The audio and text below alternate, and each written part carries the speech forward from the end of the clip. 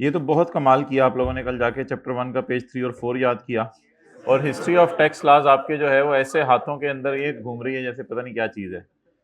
फिर आपने past paper का क्वेश्चन किया 7 और 3, होमवर्क किया क्वेश्चन 6 और 9। Okay,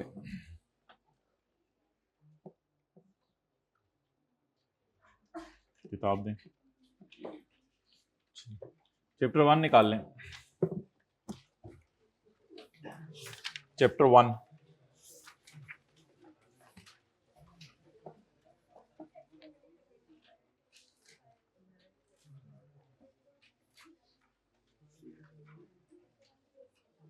question number 6 page number 5, question number 6 page number 5। High tax rate on high income, ज्यादा इनकम पर ज्यादा रेट लगाने का मकसद। ठीक है, ये आप लोगों ने सोल्यूशन से भी देख लिया था, अच्छी बात है, well done, I really appreciate. ये बंदा कह रहा है कि मेरा दोस्त नहीं आया और ये सच बोल रहा है, लेकिन बाकी ने भी सच बोला होगा। वेल डन, बैठ जाए। तो high tax rate on high income, ज्यादा इनकम पर ज्यादा टैक्स रेट, तो डिस्ट्रीब्यूशन ऑफ वेल्थ फेयर हो जाए, अमीरों से पैसा लेके गरीबों को दिया जाए। High tax rate on import of luxury goods, luxury goods पर हाई टैक्स रेट का फायदा ये होगा कि लोकल इंडस्ट्री भी इंकरेज होगी और इंपोर्ट्स डिस्करेज होंगी, तो लोकल चीजें इंकरेज होंगी। नेक्स्ट आगे चलें। Tax credit on donation to approved इदारे, to promote culture of donation, of making donation to only approved institutes. ये भी बात है कि अप्रूव्ड इंस्टीट्यूट, देखें ना लफ्ज उसने लिखा हुआ है। अच्छा जी, टैक्स क्रेडिट ऑन इन्वेस्टमेंट्स। अच्छा ये ना इसके सॉल्यूशन में लिखा हुआ है कि लिस्टेड सिक्योरिटीज के ऊपर जो है वो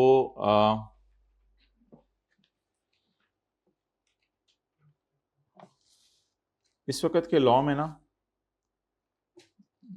मैं आपके सामने खोलने लगा हूं चैप्टर 6, लेकिन आप लोगों को खोलने की जरूरत नहीं है।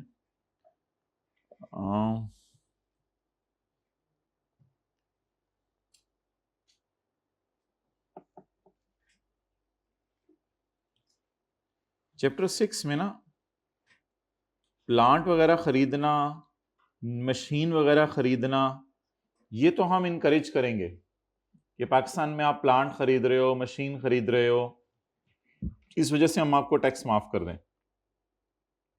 पुराने लॉ में यह था कि लिस्टेड कंपनी के शेयर्स लोग खरीदने से डरते थे क्योंकि वो नई कंपनी होती थी। अब वो बेनिफिट खत्म हो गया हुआ है, तो अब इसमें सोल्यूशन पुराना है, तो जरा इस सोल्यूशन को अपडेट कर लें क्वेश्चन 6 में आके।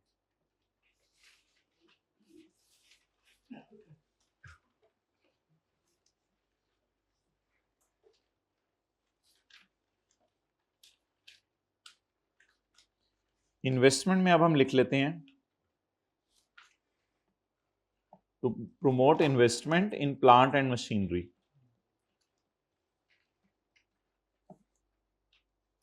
प्लांट एंड मशीनरी में इन्वेस्टमेंट प्रोमोट करना, to promote investment in plant and machinery.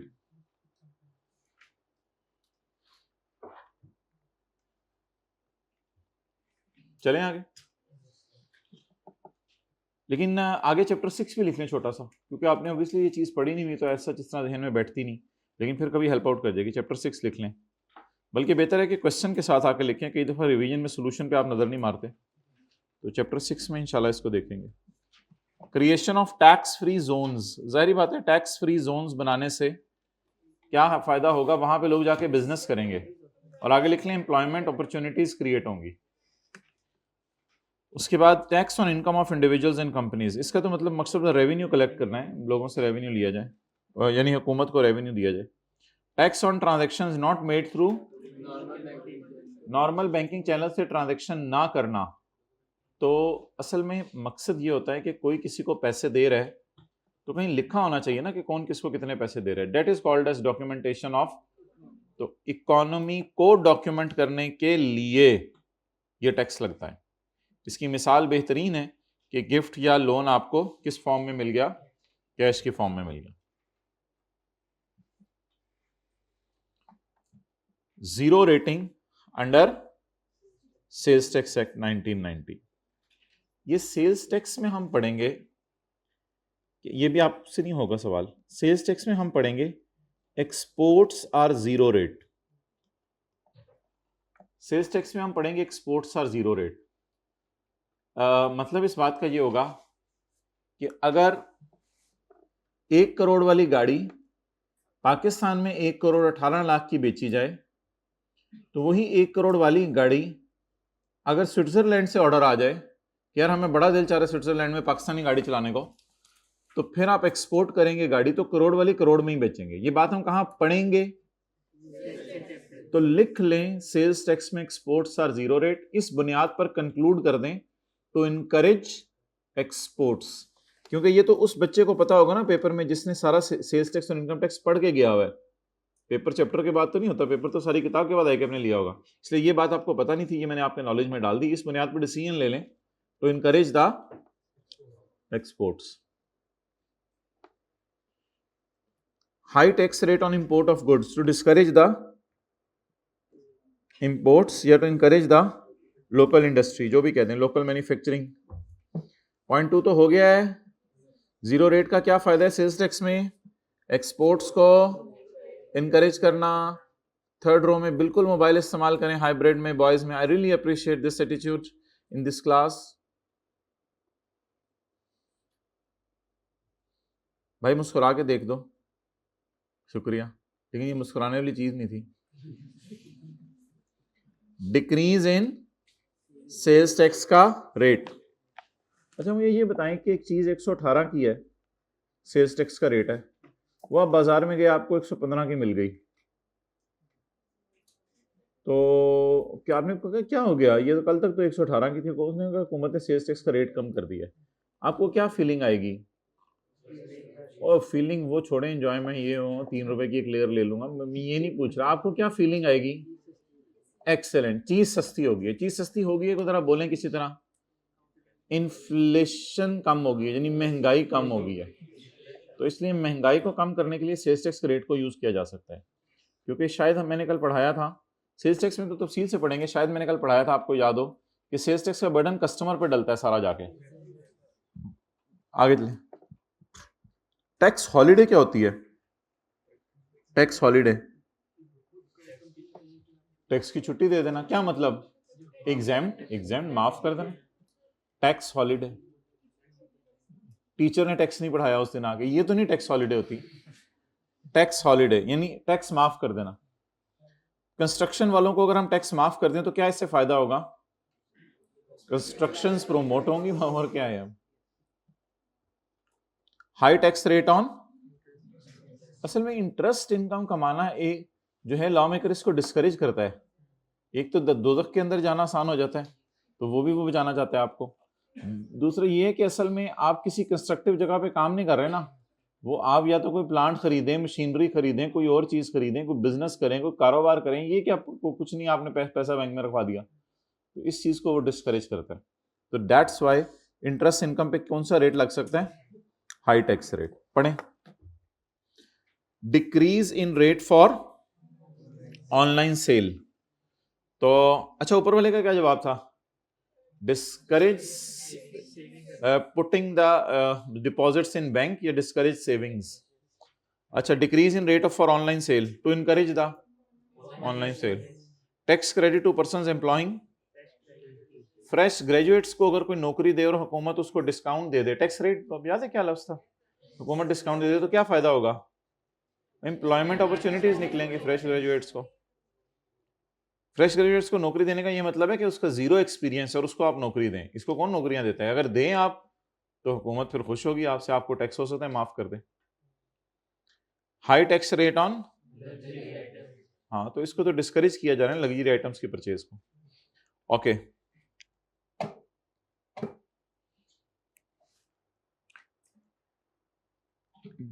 लेकिन इससे एक और फायदा भी तो हो सकता है।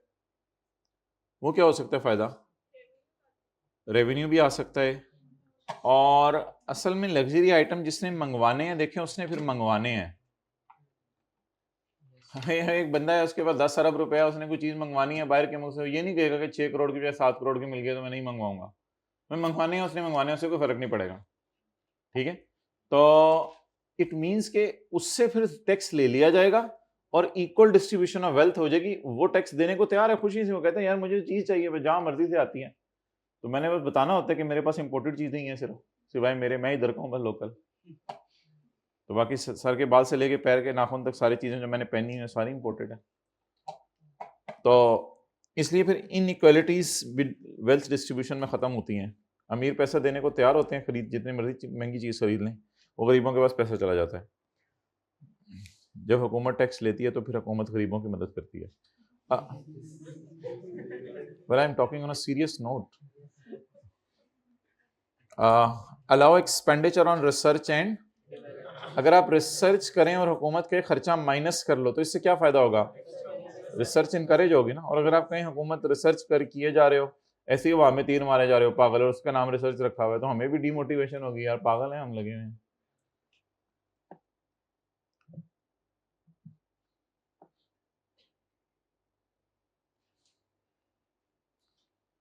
तैयार हैं वो? आपको क्या बताया था? ऑनलाइन वाले, फिजिकल वाले, हाइब्रिड वाले सारे होंगे उस टेस्ट के अंदर। R2 में बताया था, इधर नहीं बताया था। अच्छा, हम एक टेस्ट लेंगे 10 से 15 नंबर का, मे बी MCQ हो, मे बी ट्रू फॉल्स हो।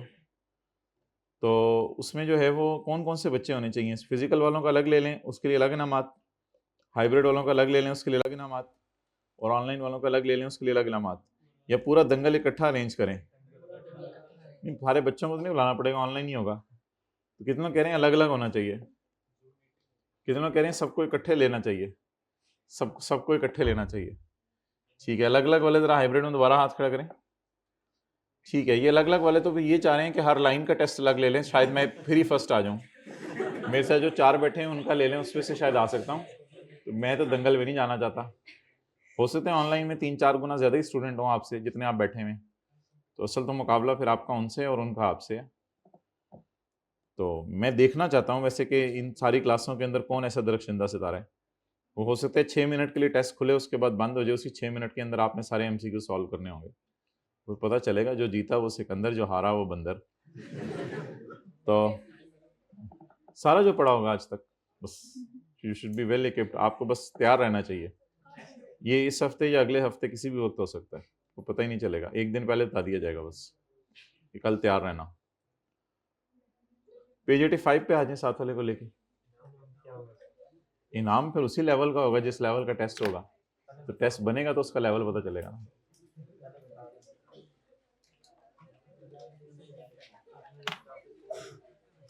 हो सकता है आपको कोई घोड़ा दे दिया जाए जिस पे आप कॉलेज आ जाया करो, कोई ऐसी चीज तो हो सकती है ना। कोई आपको बकरी दे दी जाए जिसका दूध पीते रहो, कुछ ना कुछ तो फिर बनेगा ना। अच्छा,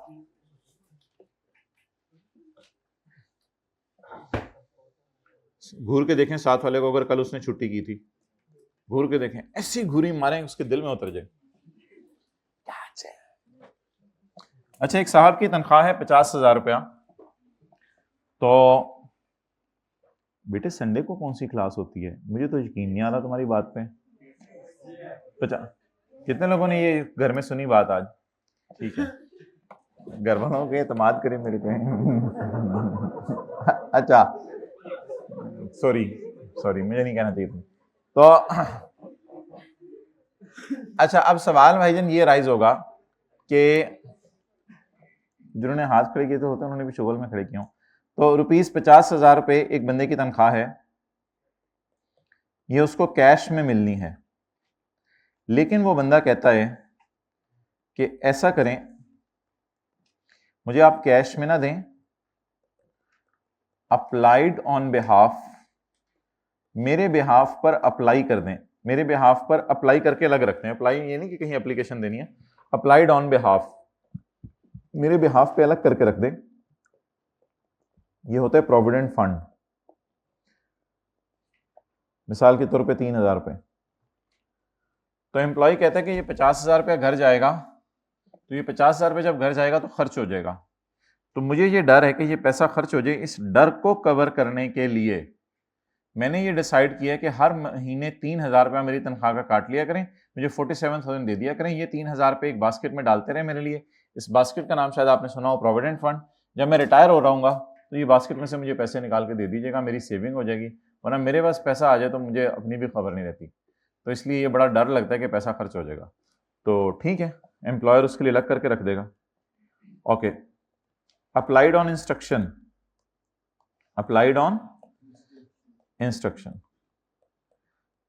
एम्प्लॉय ने कहा एम्प्लॉयर को, मिसाल के तौर पर सर उमैर ने कहा प्रिंसिपल साहब को कि मेरी महीने की तनख्वाह 50,000 रुपये है, तो आप ऐसा करें कि इसमें क्या बात है, इसमें कोई हंसने वाली बात तो नहीं है। तो मेरी महीने की तनख्वाह 50,000 रुपये है, तो ऐसा करें मेरे बच्चों की स्कूल फीस जमा कराने के लिए मुझे जाना पड़ता है, तो क्लास के अंदर से अगर मैं बच्चों से इजाज़त लेके बेटा जरा रुको मैं 15 मिनट अपने बच्चों की स्कूल फीस जमा कराऊं, तो बच्चों को बुरा लगेगा, तो आप अपने कॉलेज का बंदा ही भेज दिया करें। तो 5,000 रुपये मेरे बच्चों की स्कूल फीस जो है वो जमा करवा दिया करें। तो हर महीने एम्प्लॉयर उनके कहने पे 5,000 उनके बच्चों की स्कूल फीस जमा करा देगा, लेकिन ये एम्प्लॉयर अपनी जेब से जमा नहीं करा रहा, उसी 50,000 में से काट के जमा करवा रहा है। Applied on instruction, applied under law.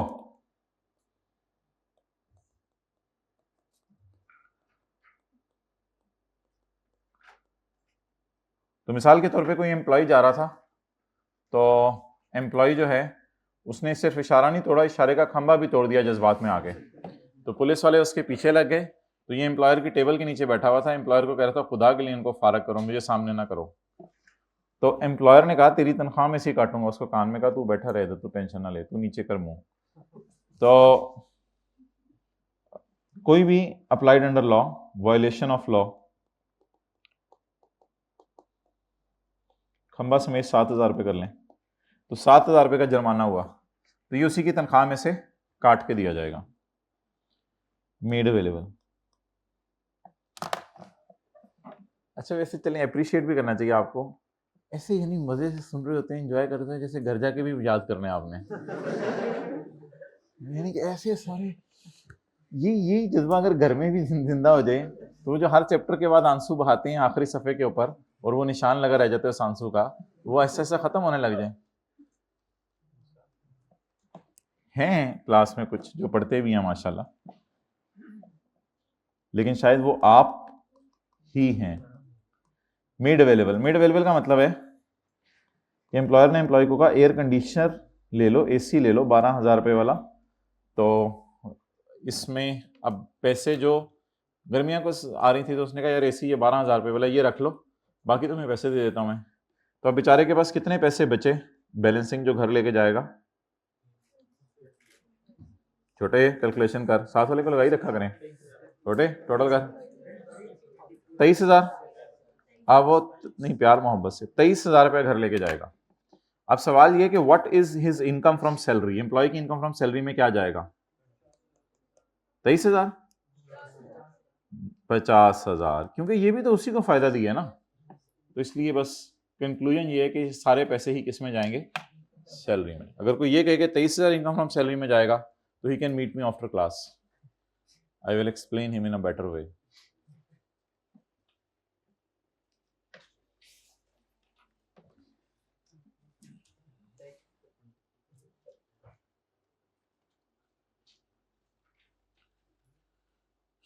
शायद कि तेरे हार्ट में उतर जाए मेरी टॉक।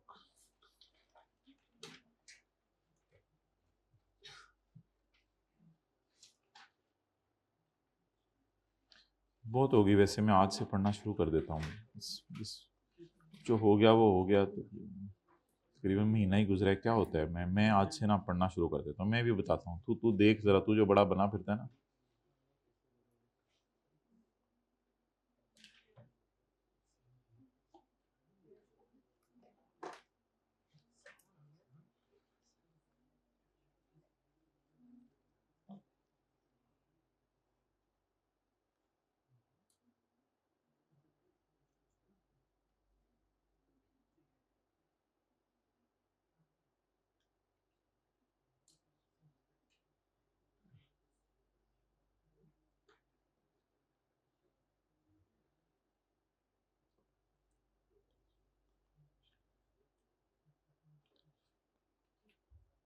चलें जी आगे चलें।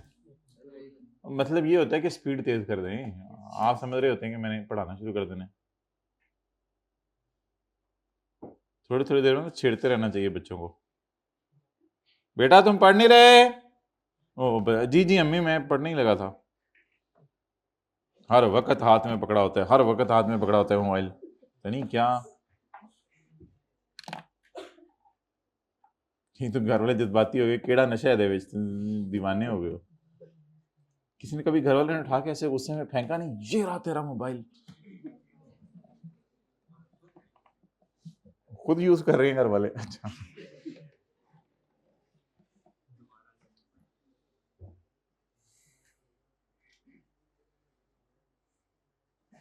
चलें जी, 5-7 मिनट के लिए अब दीवार से टेक लगाना छोड़ दें, जरा अटेंटिव हो जाए।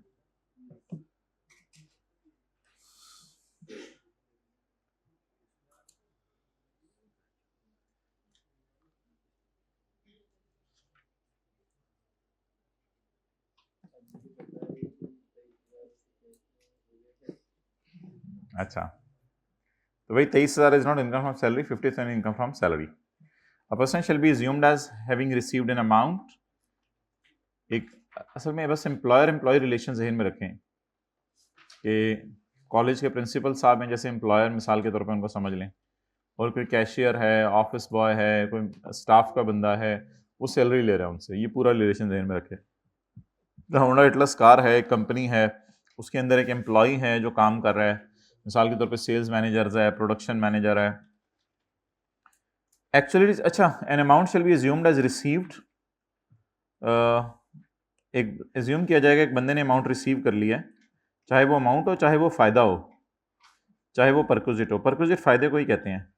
बहरहाल अल्लाह का शुक्र है परक्विजिट्स पे हमारा पूरा सेक्शन है, सेक्शन 12 अभी हम पढ़े हैं, वो सेक्शन 13 है, वो परक्विजिट्स को डिटेल से एक्सप्लेन करेगा।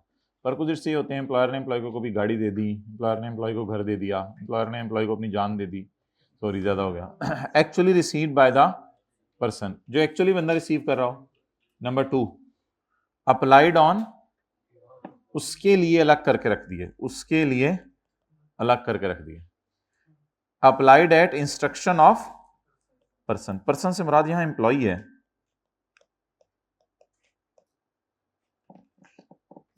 कि मेरे बच्चे की स्कूल फीस दे दो। अप्लाइड अंडर एनी लॉ, किसी लॉ के तहत जमा कराने पड़े एम्प्लॉयर को।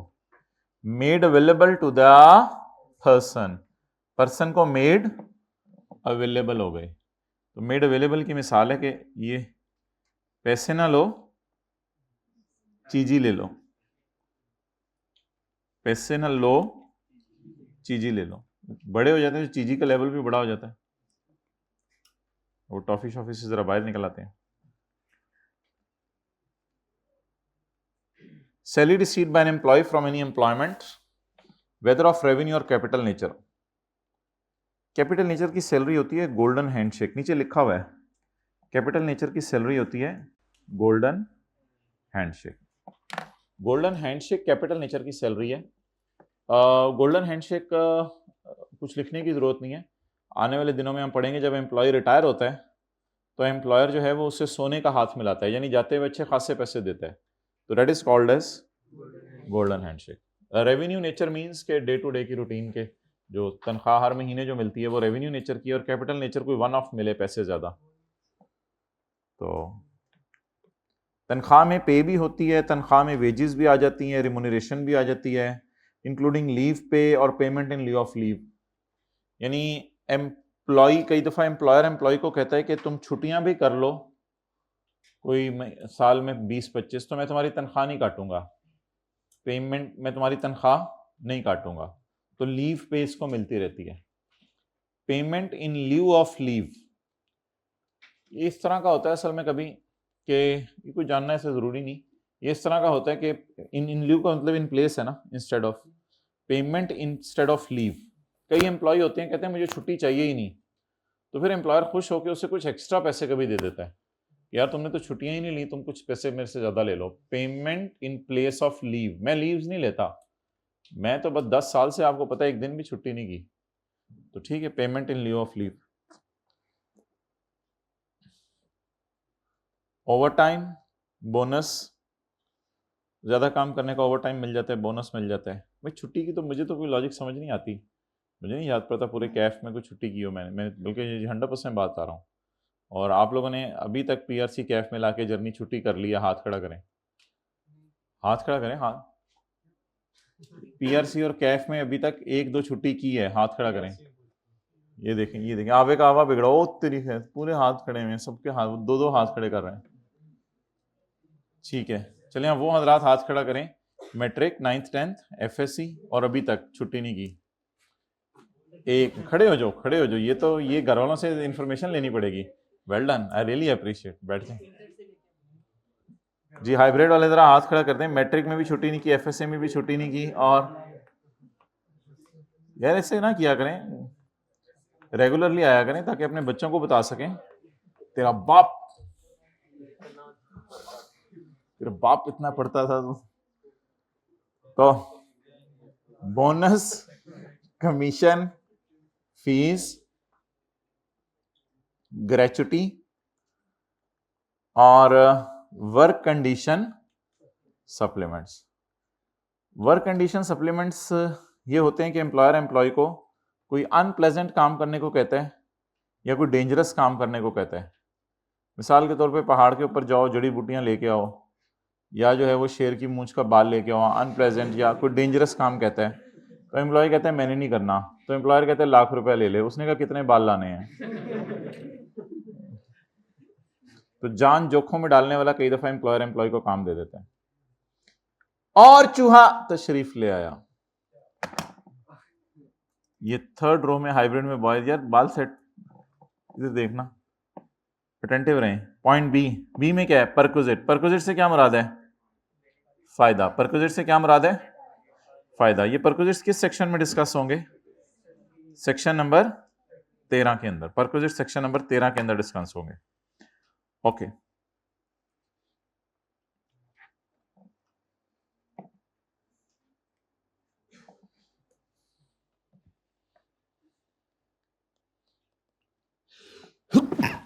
अल्हम्दुलिल्लाह। बेसिक सैलरी, बेसिक सैलरी एक एम्प्लॉय की है 70,000 रुपए। बेसिक सैलरी एक एम्प्लॉय की है 70,000 रुपए। एम्प्लॉयर उसको हाउस रेंट अलाउंस दे रहा है। क्या दे रहा है? हाउस रेंट,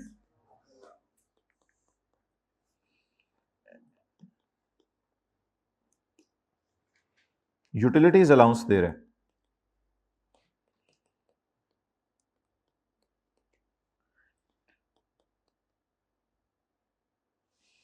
एंटरटेनमेंट अलाउंस दे रहा है।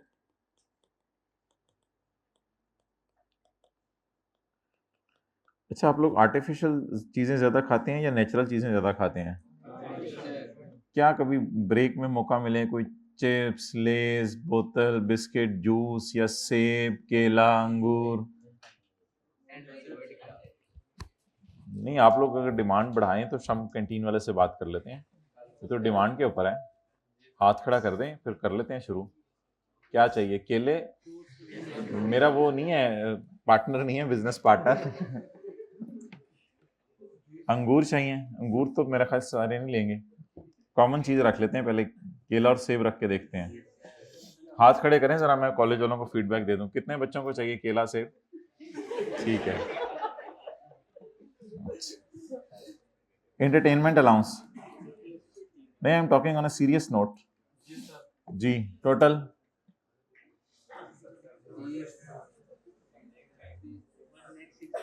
हाँ जी, 1,06,000। 1,06,000। तो ये जो 3 चीजें हैं, इनको क्या कहते हैं? अलाउंस। अलाउंस होता है लगा बंधा कैश। लगा बंधा कैश। लगा बंधा कैश का क्या मतलब होता है? लगा बंधा कैश का जी मतलब होता है कि मैं आपको फिक्स अमाउंट ऑफ कैश दे दिया करूंगा। मैं आपको फिक्स अमाउंट ऑफ, इसके बाद आप 22,000 रुपए में घर किराए पे लो या 18,000 रुपए में घर किराए पे लो, एम्प्लॉयर कहते हैं मुझे इससे पुत्र नोट करन the time, we will give you time to note it down guys. तो आप 22,000 रुपए में घर किराए पे लो तो मेरे से 2,000 ना लेने आ जाना, या बाद में पता चला मुझे आपने 17,000 रुपए वाला घर किराए पे लिया हुआ है तो मैं आपसे 3,000 नहीं लेने आऊंगा। लगा बंदा कैश, लगा बंदा कैश। जैसे अच्छे शोहर होते हैं तो वो बीवी को पॉकेट मनी देने के बाद पूछते नहीं कि ये कहां खर्च हुई, किताबों में भी यही मसला लिखा हुआ है कि पूछना नहीं चाहिए।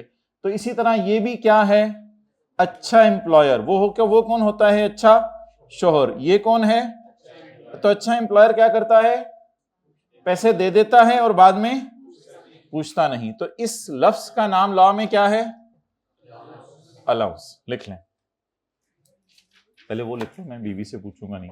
ये बातें असल में इनकी क्लासें अलग से होनी नहीं, बीच में ही कवर हो रही हैं। ये लिख लिया करो साइड पे, फिर पहले दिन सुना देना। अच्छा इंशाल्लाह।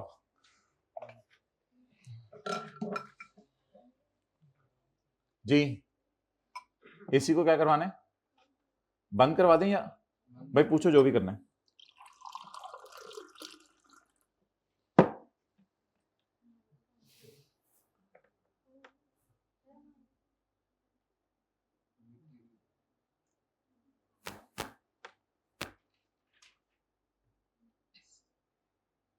इधर भी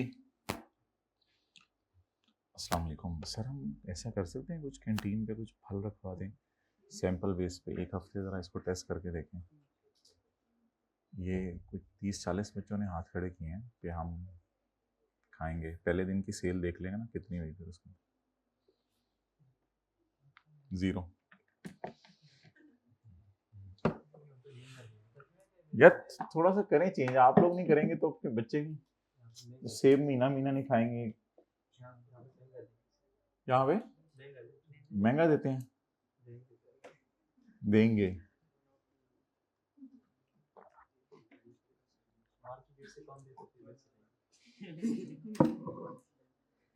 तो आप किसी रेडी वाले से बात कर लो जो बाहर रेडी लगा ले। अच्छा, पॉइंट नंबर सी, अलाउंस की कैरेक्टरिस्टिक्स बताएं। भाई इधर वाला एक सी आगे वाला भी कुछ करना था, पता नहीं, पूछ लो आगे। अलाउंस की कैरेक्टरिस्टिक्स बताएं। Why we are so relaxed today, in chill mode and easy mode, going smoothly। कल का दिन पढ़ाई के लिए है, लुट मचा देनी है। 24-6 कितने बज गए, सोने 2 घंटे बाकी, 16 घंटे पढ़ने के लिए। Sports day. अलाउंस लगा बंदा कैश होता है, ये देने के बाद एम्प्लॉयर पूछता नहीं है कि कहां गया पैसा। इस अलाउंस को आपने सैलरी में ऐड करना है या नहीं करना, करना है नहीं करना, बोले करना है। क्या करना है, सैलरी में ऐड, ये भी बताओ ना। नॉट मुनासिब। आगे, any allowance provided by an employer, कोई भी अलाउंस, एनी अलाउंस। हमने तो काफी सारे देख लिए वैसे, house, utilities, entertainment, any allowance provided by an employer including a cost of living allowance. Cost of living यानी लिविंग की कॉस्ट के लिए उसे अलाउंस दे रहे हैं। सब्सिस्टेंस होते हैं महंगाई के लिए, कि एम्प्लॉय ने कहा यार महंगाई बढ़ी है, तो एम्प्लॉयर ने कहा चल 200 रुपया हर महीने मेरी तरफ से रख ले। Subsistence allowance, rent allowance, utilities allowance, education allowance, entertainment allowance, travel allowance, इन सारे अलाउंसेस को सैलरी में क्या किया जाएगा, ऐड किया जाएगा। Excluding allowances solely expended for performing, वो वाले अलाउंसेस निकाल दें जो किसके लिए हैं, बोलें, फॉर परफॉर्मिंग ऑफिशियल ड्यूटीज, वो वाले अलाउंस निकाल दें।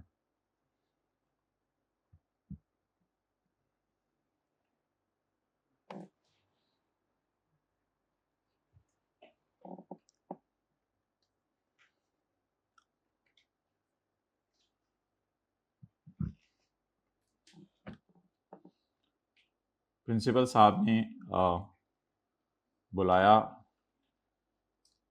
किसी स्टाफ में से बंदे को और उसको कहा कि गुजरांवाला में और चीचू की मलिया में 2 जगहों के ऊपर जो है वो पेपर हो रहे हैं FSC के, तो वहाँ जाके आपने एडवर्टाइजमेंट करनी है। एक ऐसी क्वालिफिकेशन है जिसमें 2 साल के अंदर PRC कैफ हो जाता है और 3.5 साल के अंदर आर्टिकल्स होके CA हो जाता है। तो 5.5 it is so, you can check the prospectus, तो चलो होती नहीं कॉलेज में, you can check the details as well after class, you can come with me, we can visit I K website as well. तो 2 साल के अंदर PRC Kaif हो जाता है और 3.5 साल के अंदर वह बच्चा पढ़ने वाला होना चाहिए, ये कंडीशन है। तो अब ये जो बंदा एडवर्टाइजमेंट करने के लिए गया, तो ये अपने खर्चे पे जाएगा या कॉलेज के खर्चे पे जाएगा? कॉलेज के खर्चे पे जाएगा। अब हो सकता है प्रिंसिपल साहब इसको भी लगा बंदा कैश दें। ये जो कैश होगा, मिसाल के तौर पे प्रिंसिपल साहब ने अंदाज़ा लगाया कि यार इसको जो है वो हो सकता है खाना पीना भी पड़े, आना जाना पड़े, सारा इसको करते कराते उसको कहा जी 12,000 रुपया तुम अलाउंस ले लो, 12,000 रुपया अलाउंस ले लो, लेकिन तुम्हारे से कोई बिल वगैरह ये चीज़ें मैं नहीं मांगूंगा, 12,000 में पूरा करके आ जाओ। तो ये जो अब अलाउंस दिया जाएगा, इस अलाउंस का नाम क्या होगा? बोले ना, सोलली एक्सपेंडेड, सिर्फ और सिर्फ खर्च किया फॉर परफॉर्मिंग दफ्तर का काम। ये पैसे खर्च किए फॉर परफॉर्मिंग दफ्तर का काम। अब इसको क्या सैलरी में ऐड किया जाएगा या नहीं किया जाएगा? नहीं किया जाएगा, इसको सैलरी में ऐड नहीं किया जाएगा। मिसाल के तौर पे allowance for official visit is ₹15,000। Salary में 0 ऐड करेंगे, जवाब वही आ जाएगा हमारा 1 लाख। पेपर में ऐसे प्रेजेंट तो नहीं करना, पेपर में तो हम इस 0 को मेरे ख्याल से यहां लाके 0 लिखेंगे, और समझ गए ना बात? तो पेपर में कैसे प्रेजेंट करना है वो मैं अलग बात कर रहा हूं, लेकिन टोटल 1,06,000 रुपये क्यों खड़ा रहा? क्योंकि ये उसकी जात को फायदा नहीं हुआ ना 15,000 रुपये। इस 15,000 रुपये के क्या ये पापड़ खरीद सकते हैं? 15,000 रुपये के मरुंडे खाने का शौक है, मरुंडे खरीद सकते हैं? 15,000 रुपये के जो है वो कोई और घर के अपने कपड़े खरीद सकते हैं 15,000 के लिए? बीवी के लिए पर्स खरीद सकते हैं? कभी भी नहीं। यस, वो नौकरी से निकाल देंगे। क्या करके आया? चीचू की मलियां और उधर गया, हाँ जी बीवी के लिए पर्स ले लिया, तो उसने से ये करना है।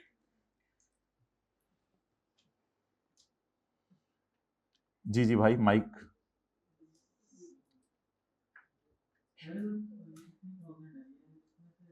हाँ, इसमें से कुछ नहीं देखा जाएगा कि उसने 12,000 खर्च किया, 13,000 खर्च किया।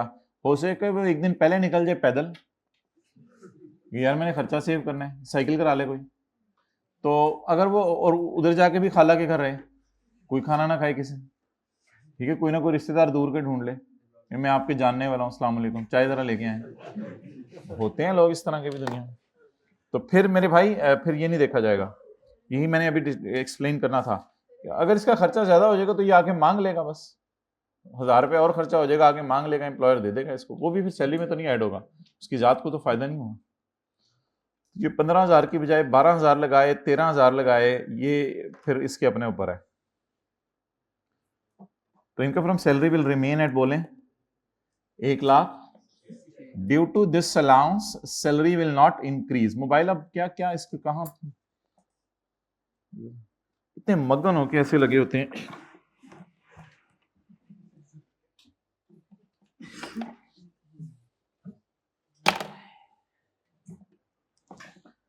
हजारों साल नरगिस अपनी बेनूरी पे रोती है, फिर 6-7 महीने और रोना पड़ता है। अच्छा, पॉइंट नंबर डी, एक्सप्लेनेशन की तरफ ना आए, वो चीजें एक्सप्लेन हो गई हैं पहले ही, तो जरा एक्सप्लेनेशन को छोड़ें, पॉइंट डी में आ जाएं। D for donkey. डॉल। अच्छा, अब सवाल ये राइज होता है कि कई दफा ऐसा होता है कि एम्प्लॉयर एम्प्लॉय को रीइंबर्स करता है पैसे। क्या करता है? रीइंबर्स करता है पैसे। रीइंबर्समेंट तो ये होती है ना, जैसे ये वापडा वाले हैं, वापडा वाले पता है ना कौन है? मुर्गियां सप्लाई करते हैं, जो बिजली सप्लाई करते हैं, ये वापडा वाले हैं। और ये बोले इधर, बोले बोले बोले बोले एम्प लॉयर, और ये एम्प लॉय। तो वापडा वालों ने क्या भेजा? बिल। पता है उसके साथ बिजली भी भेज रहे हैं, मुझे पता है। वापडा वालों ने बिल भेजा, एम्प्लॉय ने 3 बिजली भेजी, माशाल्लाह इन्ना लिल्लाह। एम्प्लॉय ने 3670 रुपया पेमेंट कर दी। तो स्टेप 1 एम्प्लॉय ने ये वापडा को दिया, और स्टेप 2 में क्या होगा? स्टेप 2 में एम्प्लॉयर ने इसको 3670 दे दिया। स्टेप 2 में इसको क्या कहते हैं? इसको क्या कहते हैं? रीइंबर्समेंट। रीइंबर्समेंट क्या समझ आया? रीइंबर्समेंट का लफ्ज क्यों नहीं समझ आया? रीइंबर्स यानी पहले तुम बिल पे करो, फिर बिल लाके मुझे दिखाओ, फिर मैं तुम्हें वो पैसे, इसमें लगा बंदा कैश देगा या जितना बिल आएगा वो देगा? हो सकता है ये सही एम्प्लॉयर करते हो, कहेंगे कोई नहीं, बिजली का बिल तेरा जितना भी आता है, तू इतना डियर एम्प्लॉय है मेरा कि मुझे छोड़ के ना जाए जिंदगी में, बस तेरे बिजली का बिल मेरे जिम्मे, और बता। तो इस पूरे अरेंजमेंट को क्या कहते हैं? रीइंबर्समेंट का मतलब बताएं। पहले खर्चा करने वाला खुद खर्चा करेगा, और फिर एम्प्लॉयर उसको अपनी जेब से दे देगा। जैसे आप समोसा खाएं अपनी पॉकेट मनी का, और 50 रुपए का बिल लें, और अम्मी के पास जाएं और अम्मी को जाके कहें ये 50 रुपए मुझे दे दें, तो अम्मी चपेट मारें और 50 रुपए दे दें। अम्मी कहें कुदरती चीजें खानी थी, ये आर्टिफिशियल चीजों से बाहर आ जा। तुझे कितनी दफा समझाया, देख क्या हाल हो गया है तेरा, पढ़ने पढ़ने बैठते पढ़ा नहीं जाता तेरे से। तो ये जो 50 रुपए आपने अम्मी से लिए, that is called as reimbursement. हाँ जी, एम्प्लॉयर और आपने कल की क्लास नहीं ली। चलें फिर आगे चलें जी, अगला कॉन्सेप्ट क्या? एम्प्लॉयर वो है जो नौकरी दे रहा है, एम्प्लॉय वो है जो नौकरी कर रहा है। तो मिसाल के तौर पे ये समझ लें प्रिंसिपल साहब हैं कॉलेज वाले, और ये सर उमैर हैं। तो सर उमैर ने बीइंग अ टीचर अपने घर का बिजली का बिल जमा करवाया, और कॉलेज वालों ने बाद में उनको रीइंबर्स कर दिया।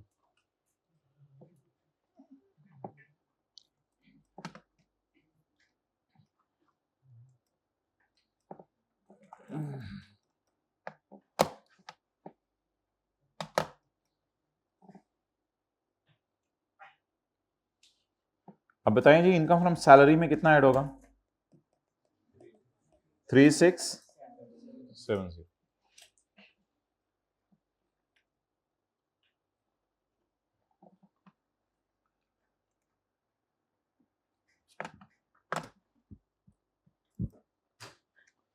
जी हाइब्रिड वालों क्या हाल है? हाइब्रिड वालों क्या हाल है? खैरियत से हैं? शुक्रिया, बी अटेंटिव माशाल्लाह। आप चले जो भाई को भी भेज दें, इन्होंने देखना होता है, उधर बैठ के देख लो लाइव। ऑनलाइन वालों गोजरा, शेखुपुरा, लाहौर, पिंडी, साहिवाल, लोर लोर लोर।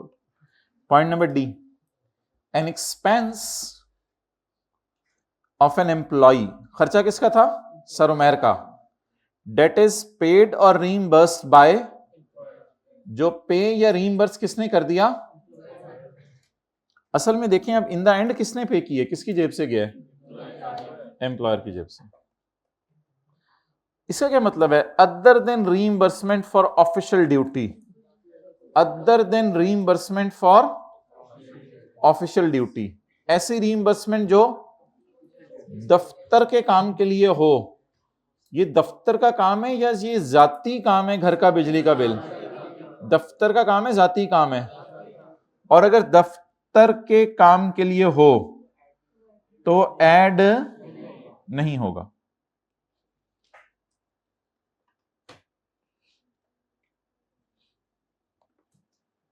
अच्छा जी, मिसाल के तौर पर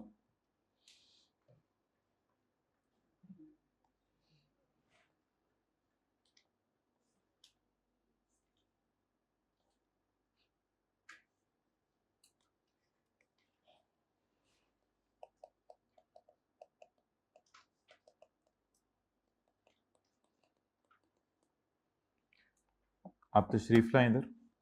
एम्प्लॉयर ने एम्प्लॉय को बुलाया।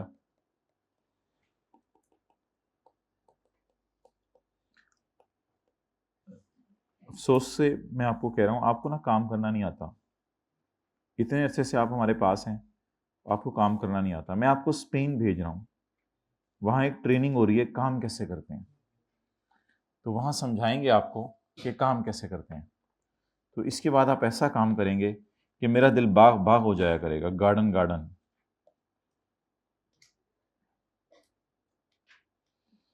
तो इसमें फर्ज करें खर्चा हुआ स्पेन के पूरे टूर का, एम्प्लॉय की जेब से पैसे गए 3 लाख रुपए। हो सकता है एम्प्लॉय के पास अपने पैसे पड़े हो, इतना अमीर हो एम्प्लॉय के इसके पास अपने पैसे पड़े हो। तो एम्प्लॉय ने कहा खर्चा कराओ, बिल बुल ले आओ। फर्ज करें 3,20,000, 2 लाख रुपए की टिकट, 1 लाख रुपए वहां का स्टे, 20,000 रुपये वहां पे कोई कीड़े मकोड़े खाए होंगे, सॉरी 20,000 रुपये वहां पे कोई रोटी दाल खाई होगी इसने, ठीक है। तो अब एम्प्लॉयर ने ये पैसे इसको दे दिए, कितने? तो इनकम फ्रॉम सैलरी में कितना ऐड होगा? 0, क्योंकि एम्प्लॉय की जात को फायदा हुआ, इसको इसके घर वालों को फायदा हुआ, या फिर ये दफ्तर के काम के लिए गया था, तो ये फिर सैलरी में ऐड नहीं होगा। उसकी हाँ स्किल्स इंक्रीज हुई, ये तो उसको दफ्तर के काम करवाने के लिए किया था ना, हाँ आगे जाके भी कभी फायदा लेंगे। लेकिन लॉ मेकर कह रहे हैं कि अब एम्प्लॉय बेचारा वो अगर कहे कि मैंने ट्रेनिंग नहीं लेनी, तो बिला वजह उसकी सैलरी में 3,20,000 ऐड करो, वो तो रोएगा।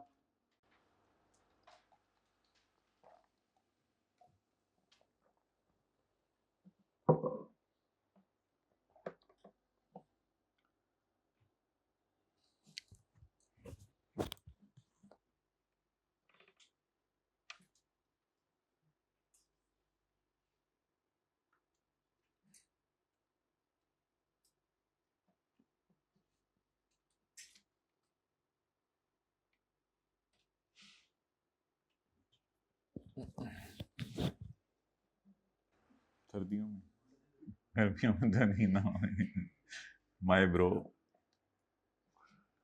अच्छा,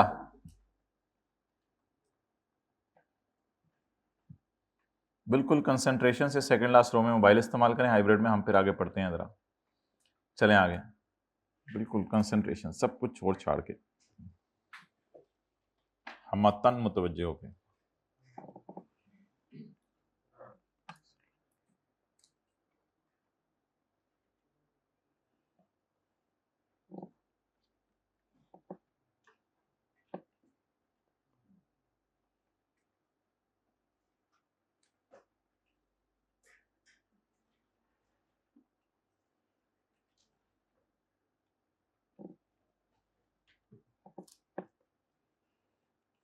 अच्छा जी, एक्सप्लेनेशन मैं पढ़ा सकता हूँ, लेकिन obviously it would be a bit complicated, यानी चीज़ें ज़्यादा हो जाएंगी। तो टू कीप थिंग्स सिंपल, अभी कॉन्सेप्ट को यहीं तक रखते हैं।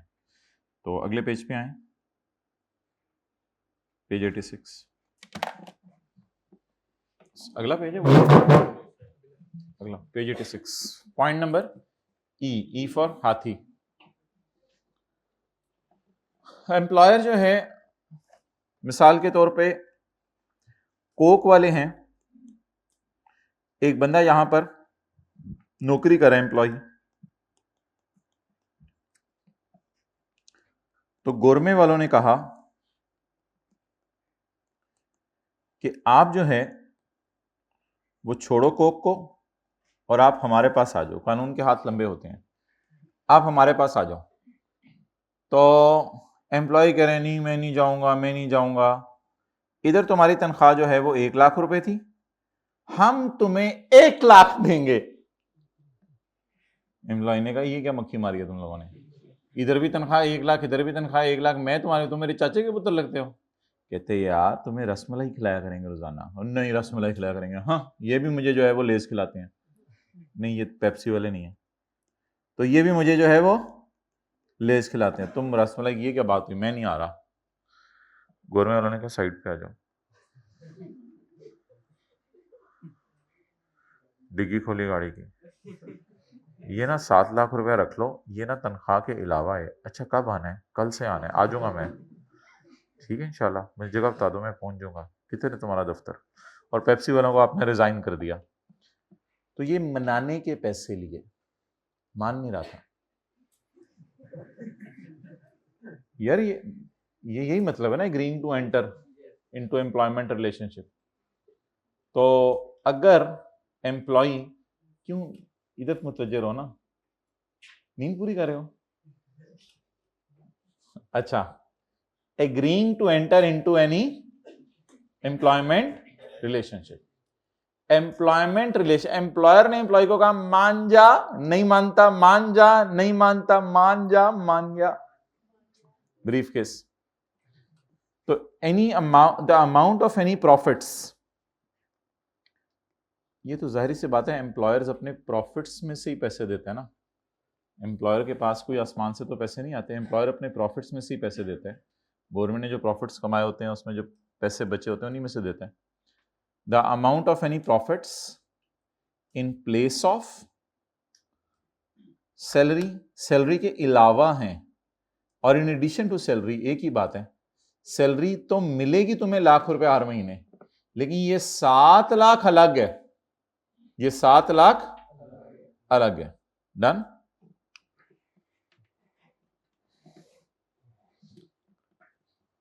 जैसे खाना खाने से पहले नहीं कुछ जगहों पे पापड़ दे देते, जिसको पता नहीं फिश क्रैकर्स कहते हैं लोग, तो वो अलग हैं क्या? अच्छा, तो वो अलग हैं। तो इसी तरह ये लाख रुपया अलग मिलेगा तुम्हें हर महीने, और ये जो 7 लाख रुपया है ये अलग है।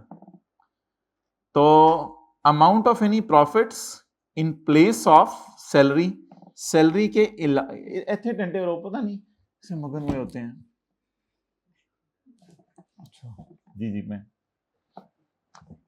किन किन सोचों में रहते हैं यार, इधर क्लास हो रही है। द अमाउंट, अब हमें सोचने भी ना दें, हमारी सोच पे भी पाबंदी लगा दें। बैठे बैठे आप मरी पहुंचे हो तो क्या पढ़ने का फायदा। The amount of any profits in place of salary, salary के अलावा ये पैसे दिए जा रहे हैं, और in addition to salary, including any amount received by a person, person से मुराद कौन है?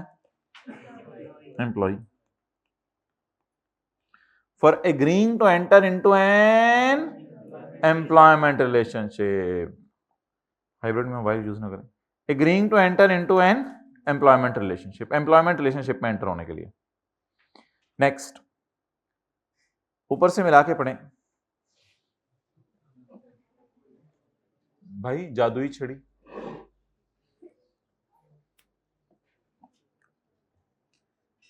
Including any amount received by employee for agreeing to any conditions of employment. अच्छा भाई, अब आप हमारे पास आ तो गए हैं, लेकिन आपने हमारे पास से ना 3 साल तक जाना नहीं है। ये देख लें जरा, आपने ना हमारे से 3 साल तक जाना नहीं है। एम्प्लॉय ने कहा यार मेरा मुझे खुद नहीं पता होता कभी भी, मैं चले जाना है। मुझे, तुम्हें पता ही है मेरा, अगर मुझे किसी और ने कुछ तो पता है तुम्हें, फिर मेरे से नहीं रहा जाता, फिर मैंने चले जाना है फिर। तो ये 2-3 महीने से कहा था और मंगवा लो, इधर ही रख दिया करो।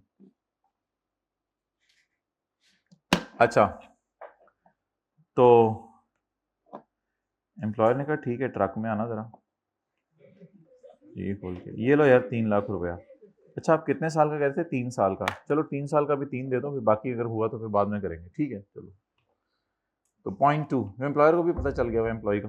पॉइंट 2, तो including any amount, including receive,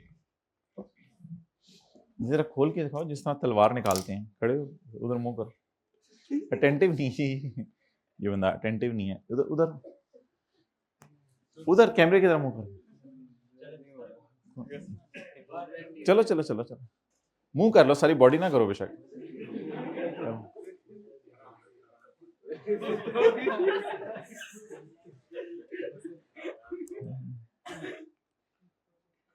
पूरा जोर लगा के,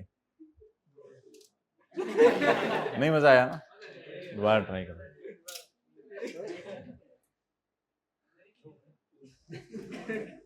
तो any amount received by employee for agreeing to any condition of employment.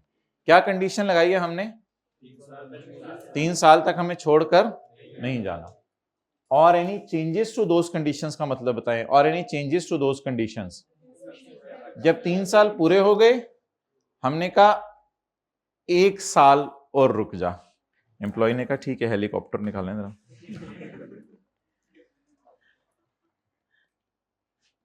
तो हेलीकॉप्टर में से उसने 1 लाख रुपया निकाला। मैंने कहा ठीक है, 1 साल का कहा था आपने, ठीक है इंशाल्लाह जान दे दूंगा आपके पास से 1 साल तक नहीं जाऊंगा, अगले साल के लिए अलग प्रोग्राम होगा। अच्छा जी, तो including any amount received by person for agreeing to any conditions of और any changes to those conditions. तो लिख लें जैसे बॉन्ड साइन कर दिया कि छोड़ के नहीं जाऊंगा, बॉन्ड साइन कर दिया, BOND, बॉन्ड साइन कर दिया, एग्रीमेंट होता है बॉन्ड, बॉन्ड साइन कर दिया कि छोड़कर नहीं जाऊंगा।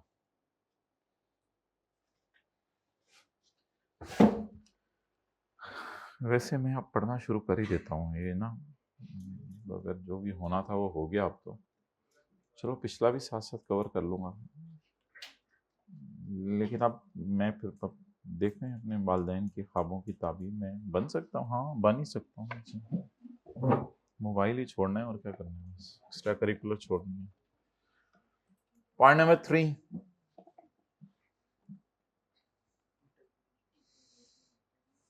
एक बच्चा मिला मुझे, चलें उसके बाद में सुनाऊंगा। पॉइंट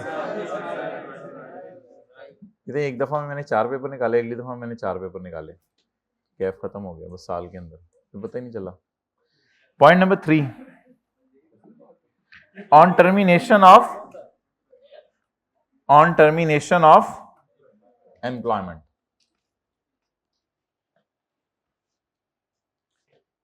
एक दिन एम्प्लॉयर ने तंग आके कहा बस रशीद जाओ, अब तो मेरी जिंदगी से निकल जा, बहुत हो गया है तुझे, मैंने बहुत बर्दाश्त कर लिया, अब तू निकल जा इधर से। सर हॉर्न नहीं ना, अब मैं तो फिर एहतजाज करूंगा और आपको तिगनी का नाच नचाऊंगा।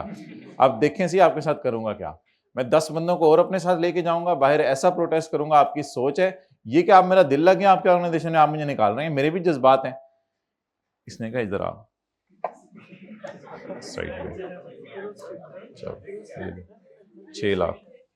सर कब से जाना है? कल से। ठीक है सर मैं अभी जा रहा हूं। बेगम मैं आ रहा हूं। ओके सरताज ना आई। पॉइंट 3, बेगम 6 लाख लेकर आजा सरताज। पॉइंट 3 नहीं वो हो सकता है बेगम उसकी सोबत में रह के साथ उसके भी बेचारे का ईमान खराब। अच्छा पॉइंट 3 सेम नेचर वाली तो मिलनी मुश्किल है, जैसे भी है जिंदगी अच्छी गुजारना बस माशाल्लाह बर्दाश्त करते। पॉइंट 3,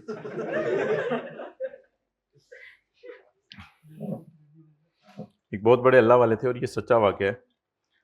मैं ये नहीं कह रहा कि औरतें खराब होती हैं या मर्द खराब होते हैं, दोनों की तरफ से मसला होता है, लेकिन उनकी कोई बीवी ऐसी थी कि उनके नाक में दम करके रखती थी। बहरहाल किसी ने उनको कहा कि इसको छोड़ दें आप, तो उन्होंने कहा कि जो चीज़ मैं अब किसी और के गले क्यों डालूं, तो इसलिए उन्होंने पूरी ज़िंदगी फिर, तो शायद लोग कहते थे इसी वजह से अल्लाह ने उनको इतना अपना ताल्लुक नसीब किया हुआ था। बहरहाल बंदे भी बुरे होते हैं, औरतें भी बुरी होती हैं। पॉइंट 3, अच्छे भी होते हैं सारे आप लोग तो माशाल्लाह। Point 3, on termination of employment. Sunday है ना, रिलैक्स रहें आज। एक बुजुर्ग थे ना, चलें छोड़ें। पॉइंट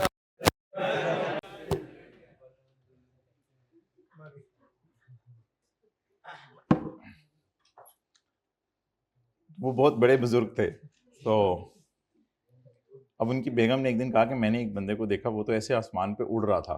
तो बुजुर्ग तो वो है, तू क्या बुजुर्गी अपनी हर वक्त लगा रहता है। तो इन्होंने कहा वो तो मैं ही था। अच्छा तू था, मैं भी को टेढ़ा टेढ़ा क्यों उड़ रहा था। Point number 3, on termination of employment, नौकरी छोड़ने पे, नौकरी छोड़ने पे, including compensation, including compensation for, ये कंपनसेट करे असल में एम्प्लॉयर इसको, क्योंकि ये नौकरी इसकी छूट रही है, नई नौकरी मिले ना मिले, कितना टाइम लगे उसमें, पहले उसको नौकरी पे लाने पर पैसे देने पड़े थे, अब उसी को नौकरी से निकालने पर पैसे देने पड़े हैं।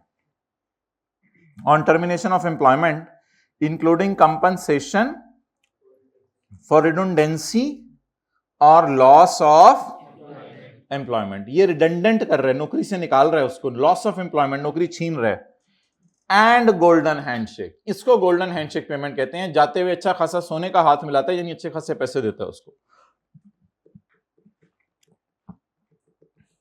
पॉइंट नंबर 5, 4 को छोड़ें सर। पॉइंट नंबर 5, कई दफा एम्प्लॉयर एम्प्लॉय पे कोई रिस्ट्रिक्टिव कॉवेनेंट लगा देते हैं। रिस्ट्रिक्टिव कॉवेनेंट किसे कहेंगे? कड़ी पकोड़ा, कड़ी शर्त। तो एम्प्लॉयर एम्प्लॉय पे कोई रिस्ट्रिक्शन लगा देता है, कड़ी शर्त लगा देता है कि मिसाल कई कई किस्म की हो सकती हैं। मिसाल के तौर पे तुम सिर्फ ऑफिशियल मोबाइल इस्तेमाल करोगे, कोई पर्सनल मोबाइल नहीं होगा तुम्हारा, ठीक है क्योंकि हमारा बड़ा हसास इदारा है और डेलिकेट इन्फॉर्मेशन होती है, तो तुम्हारा वही नंबर होगा जो हम यूज़ करेंगे। तुम सिर्फ एक ही बैंक अकाउंट खुलवा सकते हो, इससे ज़्यादा तुमने बैंक अकाउंट नहीं खुलवाने। और तुम्हारी जो रिहाइश होगी वो हमारी फैक्ट्री के अंदर ही होगी, तो बाहर तुमने रिहाइश नहीं लेनी ज़्यादा, ताकि थोड़ा बहुत ज़रा हम नज़र रखें तुम हमारे कंपेटिटर्स को इन्फॉर्मेशन ना दे रहे हो। ये कोई भी वजह हो सकती है। और अगली बात यह कि अगले 5 साल तक हम आपको जो है वो शेखुपुरा के अंदर ही रखेंगे, फिर उसके बाद हम देखेंगे कि आपको किसी और जगह मूव करना है, किसी बड़े शहर में मूव करना है, नहीं करना। शेखुपुरा भी बड़ा ही, अब तो पता नहीं, तो हम फिर बाद में, मैंने कहा शेखुपुरा वाला कोई लेना रहा हो ऐसे दिल पे लगे, इस तरह की बातें इग्नोर कर दिया करें अगर कभी। तो ऐसी सूरत के अंदर जो है वो क्या करें, ऐसी सूरत में आपको अगेन इसका पता है, तो वो करें तो ये हो जाएगा तैयार। तो बाया, जी जी, ओके शुक्रिया। बाया पर्सन अमाउंट रिसीव्ड बाय, ये वैसे मैं याद करूंगा आज जाके ना, ये वाला सफ़ा मैं याद करूंगा इंशाल्लाह, और पिछला भी। लेकिन अब ये नहीं कि मैं ये सोचता रहूँ कि कैपिटल गेन भी मेरा रहता है तो मैं ये याद ना करूँ, ये मैं याद करूंगा, वो भी इंशाल्लाह साथ साथ कवर करता रहूँगा। कल तो वैसे भी संडे आ रहा है, पिछले 1-2 चैप्टर फारिग कर दूंगा, ये याद मतलब कि वही छुट्टी। अच्छा, लेकिन एनी केस आज से मैं पढ़ूंगा। Any amount received by a person for agreeing to a कड़ी शर्त, for any past employment, for any present employment और फॉर एनी फ्यूचर एम्प्लॉयमेंट। क्या पैसे आपको पास्ट एम्प्लॉयर दे सकते हैं? हाँ दे सकते हैं पास्ट एम्प्लॉयर। आप किसी जगह से नौकरी छोड़ के चले गए, उसने जाते हुए कहा यार मैंने आपको कहा था कि 5 साल आपको शेखुपुरा से बाहर नहीं भेजूंगा, और आपने 5 साल शेखुपुरा में ही रहे और आपने मुझे ज़्यादा तंग भी नहीं किया, तो अब सुने कि आपने नई जगह नौकरी शुरू कर दी है। जी सर, अब मैं बस आपके पास से जा रहा हूँ। तो यार मैंने आपको जो बात की थी मैं ऑनर करता हूँ। तो अब ये नौकरी नए एम्प्लॉयर के पास करा होगा, लेकिन पुराना एम्प्लॉयर इसको फ़ोन करेगा यार वो पैसे जो मैंने आपको देने थे अरेंज कर लिए हैं, तो मेरे से आके ले जाओ। तो अब ये पैसे इसको करंट एम्प्लॉयर से मिल रहे होंगे या पास्ट एम्प्लॉयर से मिल रहे होंगे, या हो सकता है इसने 30 जून को छोड़ के जाना है, तो 28 जून को ही एम्प्लॉयर बुला ले, यार तुम्हारे 5 साल पूरे हो गए, तुम छोड़ के जा रहे हो, तो मैंने कहा 28 जून को ही तुम्हें पेमेंट कर दूं, तो 30 तक तुम नौकरी करो, फिर इंशाल्लाह जाओ, कोई मसला नहीं। तो प्रेजेंट एम्प्लॉयर पैसे दे रहे हैं। और कई दफ़ा अगला एम्प्लॉयर भी पैसे दे सकता है कि अगला एम्प्लॉयर 25 जून को, नया एम्प्लॉयर 25 जून को बुला के कहे कि यार ये एक शर्त है, तुम मान जाओ। एम्प्लॉय कहते हैं मैं मान जाता हूँ, कहते हैं यार ये तुम पैसे पकड़ लो, इंशाल्लाह मुझे एतमाद है तुम्हारे पे कि तुमने ये पैसे पकड़ लोगे तो फिर आइंदा मुझे तंग नहीं करोगे। तो वो एडवांस में पैसे दे दिए उसने, कोई पैसे जो मर्जी दे, पुराना एम्प्लॉयर दे, अभी वाला एम्प्लॉयर दे, या मोर और लेस। पॉइंट 2 और 5 एक ही चीज़ है, रेपिटेशन ही है। 2 में उसने लफ्ज़ लिख दिया था कंडीशंस, और 5 में उसने लफ्ज़ लिख दिया था restrictive covenant, one and the same thing. जी हाँ, ये सारी अमाउंट्स जो हमने पढ़ी इनकम फ्रॉम सैलरी में ऐड होंगी।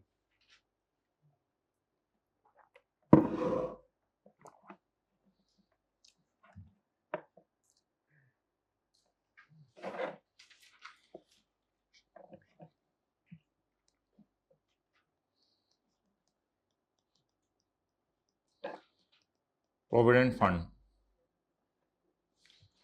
ये समझ लें एक बास्केट होती है,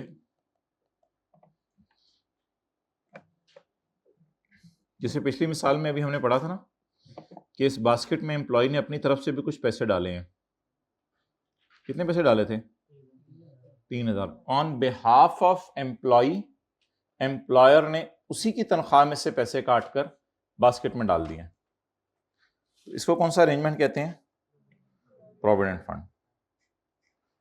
तो इस बास्केट में अच्छे खासे पैसे पड़े होते हैं, पर जब एम्प्लॉय रिटायर हो रहा होता है तो इसको कुछ पैसे मिलते हैं। इसमें जो पैसे हैं उसमें कुछ तो एम्प्लॉय कंट्रीब्यूशन होता है, कुछ एम्प्लॉय कंट्रीब्यूशन होता है। हर महीने बेचारे ने जोड़ जोड़ जोड़ के पैसे रखवाए हैं, मिसाल के तौर पे 4 लाख रुपए। अच्छा, जितने पैसे एम्प्लॉय कंट्रीब्यूट करता है, ये 4 लाख वो नहीं है जो एक महीने के हैं, ये 4 लाख वो हैं जो रिटायरमेंट के टाइम पे इसको मिल रहे हैं कि तुम्हारे 4 लाख 2-2, 3-3 हज़ार करके हमने जोड़े थे, तो अब 4 लाख तक पैसे पहुंच गए हैं, तो ये तुम रिटायरमेंट के वक्त ले लो। इसी तरह कुछ पैसे एम्प्लॉयर अपनी तरफ से डालता है इसमें, कुछ पैसे एम्प्लॉयर अपनी तरफ से डालता है। वो आमतौर पे पाकिस्तान में बराबर ही होते हैं, तोहफे के तौर पे, कि थोड़ा थोड़ा तुम इस बास्केट में डालो, थोड़ा थोड़ा मैं इस बास्केट में डालता हूं, ताकि तुम जब रिटायर हो रहे हो तो एक हैंडसम अमाउंट तुम्हें मिल जाए। और इसके ऊपर फिर कुछ इंटरेस्ट भी मिलता है, मिसाल के तौर पे 8 लाख पे 1 लाख रुपया। तो अब ये 9 लाख रुपया एम्प्लॉय रिटायरमेंट के टाइम पे घर लेके जा रहा होता है। अब इसमें से जो इनकम फ्रॉम सैलरी में ऑन रिटायरमेंट जाएगा वो ये जाएगा 4 लाख और 1 लाख। पहला वाला 4 लाख इनकम फ्रॉम सैलरी में नहीं जाएगा। इसकी रीजन मैंने आपको थोड़ी देर पहले बता दी है कि ये जो 4 लाख आपको नजर आ रहा है ना एम्प्लॉय का, ये वही 3-3 हज़ार रुपया जो है वो उसने जो हर महीने जोड़ जोड़ के रखवाए हैं, वो तो पहले ही सैलरी में जा चुके हैं। तो कौन अपनी जेब से पैसे हर महीने डाल रहा था? एम्प्लॉय भी, और लेकिन जो एम्प्लॉय डाल रहा था जेब से, वो हमने उसकी सैलरी का पार्ट बना के टैक्स लगा दिया। अब जब रिटायरमेंट के टाइम पे हैवी पैसे मिले तो वो किसकी तरफ से मिले? एम्प्लॉयर की तरफ से। उसमें इसकी अपनी सेविंग भी घर लेके जा रहे हैं, ये तो इस बेचारे के अपने ही पैसे थे, और जो एम्प्लॉयर ने डाले उसके लिए पैसे और इंटरेस्ट वो भी लेके जा रहा है। तो रिटायरमेंट के टाइम पे सैलरी में जाएगा, ये जाएगा। मैं ये नहीं कह रहा कि ये सैलरी में नहीं जाएगा, ये ऑटोमेटिकली सैलरी का पार्ट बन के निकल जाते हैं, इसलिए यहां कुछ लिखने की जरूरत नहीं है। कुछ नहीं, अब मेरी तरफ से आना लिखने।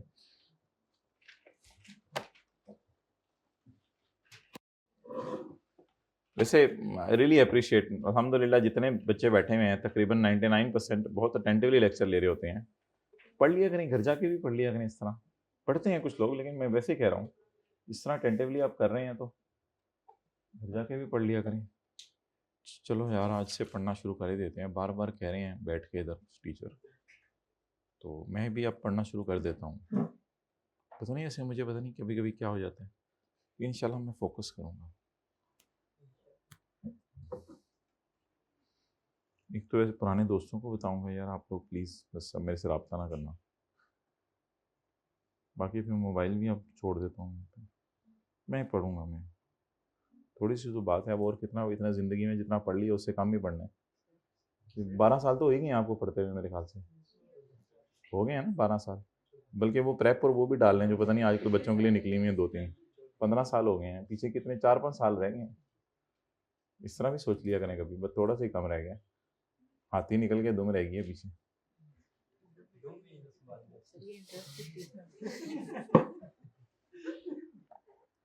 दुम में नहीं संभाली जाती। देखो, हर एक से एक बंदा बढ़ के इधर बैठा हुआ है, मैं जा रहा हूँ। इंटरेस्ट जो है ना, असल में ये पैसे कहीं इन्वेस्ट हो जाते हैं और उस पर फिर इंटरेस्ट मिलता रहता है, लेकिन ये भी एंड पे ही आप घर लेके जा सकते हैं, साथ साथ नहीं लेके जा सकते।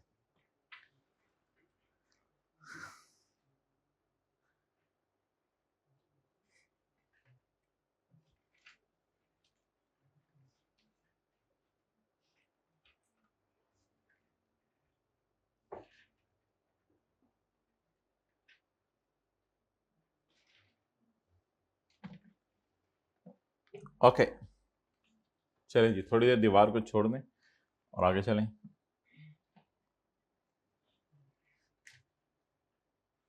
तो वक्त इतनी आहिस्ता क्यों गुजरा है आज? देर से देख रहा हूँ, 11:15 नहीं हो रहे। संडे है शायद आज, ज्यादा दिल कर रहा है हमारा पढ़ने को। आगे बढ़ें। पॉइंट नंबर 4, फ्रॉम ए, नहीं ये पावर तो ऑनलाइन वालों के पास है कि रिमेनिंग टाइम क्लास का कितना रह गया, ये तो मुझे भी नहीं पता, आपको भी नहीं पता, ऑनलाइन वाले देख रहे हैं कितने मिनट रह गए हैं। Point number 4, from A provident और अदर फंड। प्रोविडेंट जैसे फंड और भी होते हैं, फंड असल में इसको इसलिए कहते हैं कि एक बास्केट से खरीद ली जाती है, उसमें पैसे डाले जाते हैं इसके लिए। तो फ्रॉम ए प्रोविडेंट फंड, ऊपर से मिला के पढ़ा करें ना, जिंदगी भी देखें ऊपर से शुरू हुई थी। Any amount received from a provident fund, अब याद इसलिए नहीं होता कि ऊपर से मिला के नहीं पढ़ते, तो any amount received from a provident fund, any amount received by a person, any amount received on termination, ऊपर से मिला के पढ़, any amount received from a provident fund, अगर ये रीपेमेंट नहीं है एम्प्लॉय कंट्रीब्यूशन की, दैट्स रियली टफ अंग्रेजी फॉर सम पीपल, कुछ बाकी के लिए तो आसान चल रहा है, तो जिनको अंग्रेजी समझने में टाइम लगता है उनके लिए मैं बात कर रहा हूं। If it is not a repayment of contribution by employee, if it is not employee contribution then it is salary, if it is employee contribution then it is not, वो ऑलरेडी ऊपर कवर होगी इसलिए इसने इसको जिक्र नहीं किया, तो बोले it is not employee contribution, it is not employee contribution, it is not employee contribution, any amount received from a provident fund if it is not a repayment of contribution by, repayment का लफ्ज़ इसने क्यों use किया है, पहले employ ने पे कर दिया था ना बास्केट में, अब ये उसको क्या कर रहे हैं, वापस कर रहे हैं, रीपेमेंट ऑफ कंट्रीब्यूशन बाय, बहरहाल इट विल बी ना discussed at the end of this chapter, इस चैप्टर के एंड पे ये बात डिटेल में डिस्कस होनी है, तो हल्की फुल्की आज हमने पढ़ने की कोशिश की है, इस पे प्रॉपर न्यूमेरिकल्स होने हैं इसके।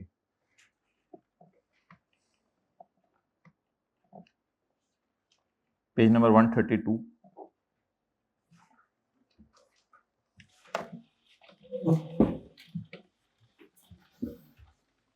Moin is working as, numerical शुरू करें, मोइन इज, जी इंटरेस्ट का क्या करेंगे, कैसे डील करेंगे, मैंने कहा न्यूमेरिकल्स होने हैं इसके।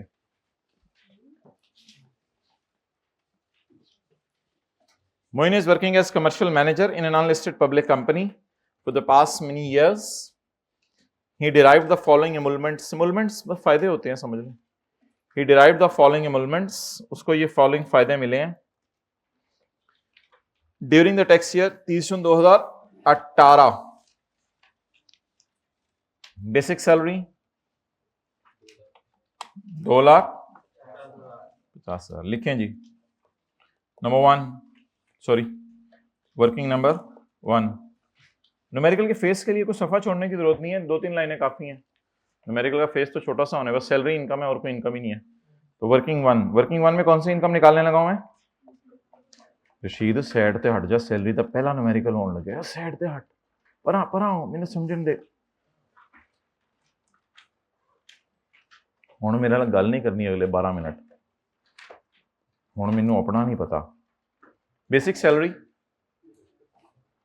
2,50,000 पर मंथ, किससे मल्टीप्लाई कर दें, 12 से, जवाब 3 मिलियन। अच्छा 1 मिनट वेट कर लें, फिर मैं नोट करने का टाइम देता हूं। ये 3 अलाउंसेस आ रहे हैं, इनका क्या करें, नहीं ट्रेवल अलाउंस के साथ अगर लिखा हो ना दफ्तर के काम के लिए तो फिर वो अलग बात है, वैसे तो ये घर आने जाने के लिए दिया होगा, तो कोई ऐसे दफ्तर का काम नहीं लिखा हुआ। तो मिल्क अलाउंस है, मोइन दूध पिया कर तू की कांगड़ी पलवान, तो मिल्क अलाउंस है, हाउसिंग अलाउंस, यार तूने क्या फुटपाथ पे कल जो है वो मैंने देखा था चादर डाली हुई, घर ले यार जाके मशीन, और तू क्या पैदल आ रहा होता है, कुछ किसी चीज पे आया कर। तो ये पैसे एम्प्लॉयर एम्प्लॉय को हर महीने दे रहे हैं। तो अलाउंसेस क्या होते हैं, लगा बंदा कैश, और ये देने के बाद एम्प्लॉयर एम्प्लॉय से नहीं पूछता कि तूने एक्चुअल खर्चा कितने का किया। इनको क्या करना है, इनके ट्रीटमेंट बता दें, टैक्स ट्रीटमेंट, इनको सैलरी में ऐड कर दें एज इट इज या 12 से मल्टीप्लाई करके। उसने तो लिखा है इसको सिर्फ 4 महीने हुए हैं नौकरी करते हुए, भी पास मेनी ईयर्स, कई सालों से नौकरी कर रहा है, तो फिर 4 महीने कहां से हुए हैं, ये तो मैं अपनी तरफ से बात कर रहा हूं। तो उसको तो कई साल हो गए नौकरी करते, तो हमारे साल शायद कितने महीने नौकरी की होगी, 12 महीने। वो तो फटा तब आएगा जब मिड ऑफ ईयर में कहीं ज्वाइन किया करेगा। जी बोलें। मिल्क अलाउंस 4500,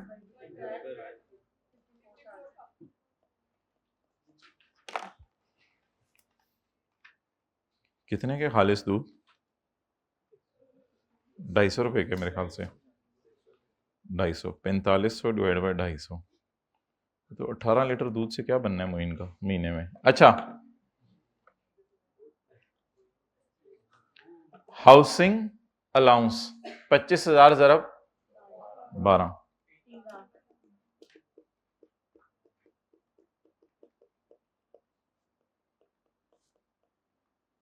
आगे ट्रेवल अलाउंस 11,500, जवाब 138,000।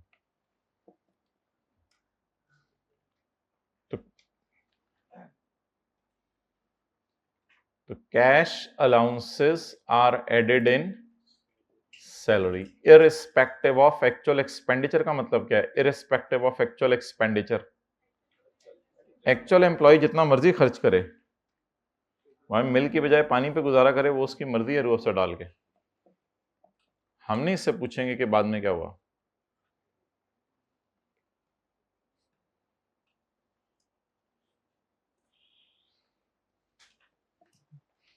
ये दिखाना जरा, दिखाओ ये। नहीं नहीं, ये जो रखा हुआ है,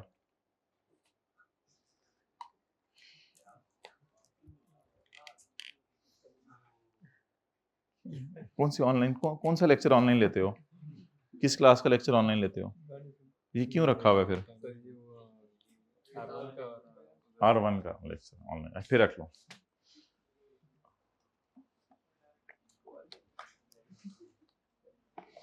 In addition to above,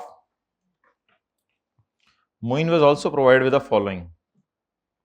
तो ये तो मोइन को मिले हैं, न्यूमेरिकल तो शोइन का है, तो छोड़े परे, मोइन का ही है। Performance related bonus of 5 lakh, bonus इसको मिला है 5 लाख का। बोनस 5 लाख का सर्फ एक्सेल बोनस तो बहुत सस्ता होता है। ये दूसरा बोनस है, कौन सा बोनस है, अच्छा काम करने पे। तो मोइन ने कोई अच्छा काम किया, बड़ा जबरदस्त काम किया, बड़ा एक्सेलेंट परफॉर्म किया, तो एम्प्लॉयर ने इसको 5 लाख रुपए निकाल के दे दिए। बोनस वैसे ना इसने अगले साल दिए, काम तो इसने अच्छा इस साल किया होगा, लेकिन बोनस अगले साल दिया है। तो कल क्या पढ़ा था, कल क्या पढ़ा था बबलू, कल पढ़ा था हमने पहले सफे पे कि salary received shall be chargeable. तो रिसीव हुई है या नहीं हुई, तो बस ये अगले साल इनकम में जाएगी। For further details you can meet me after class. Bonus received in next year,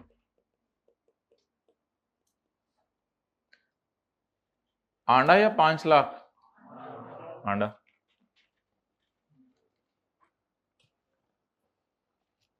okay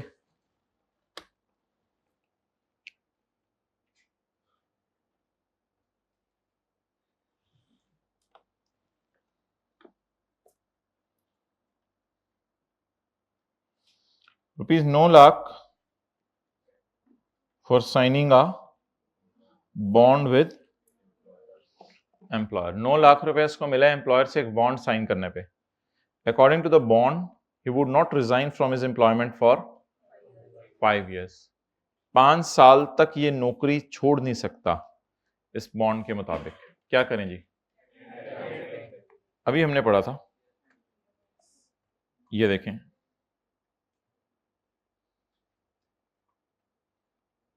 किधर है, by a person for agreeing into an employment relationship. जी कितने पैसे?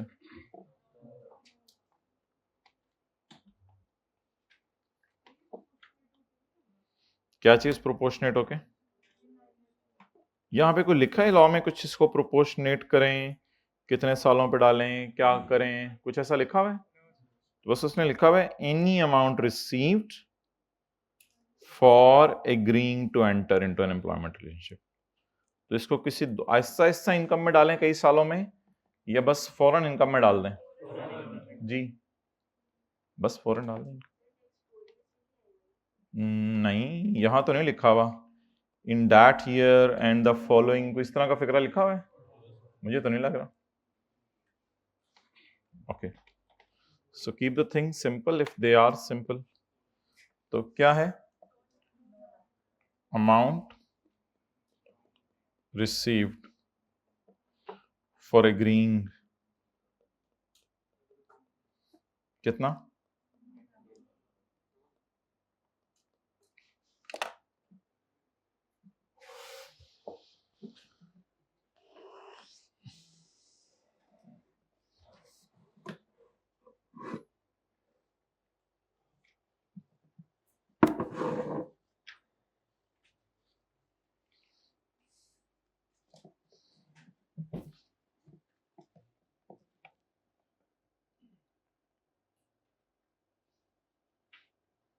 ठीक है, ऑब्वियसली अगली प्रोविजन जैसे जैसे हम पढ़ते रहेंगे उनको भी इसी न्यूमेरिकल में डाल के करते रहेंगे। तो इसको भी, अगर ये वाली अमाउंट भी किसी और साल में रिसीव की होती तो उसी साल में इनकम में जाती। किताबें रजिस्टर बंद करने को तो नहीं मैंने कहा, हाइब्रिड में बहुत छेती है।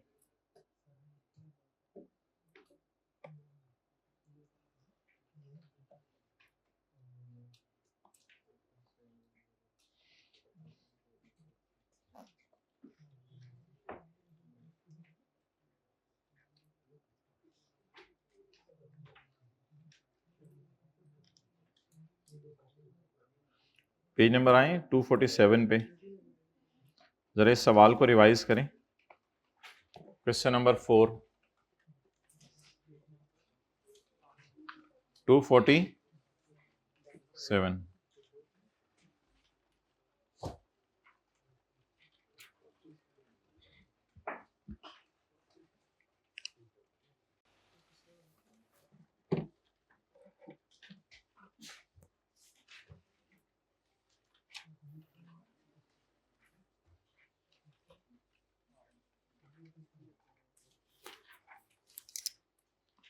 अच्छा, अब्बू ने प्लॉट कितने का लिया है? 4 मिलियन का। और जब अब्बू की डेथ हुई तो कितने का था?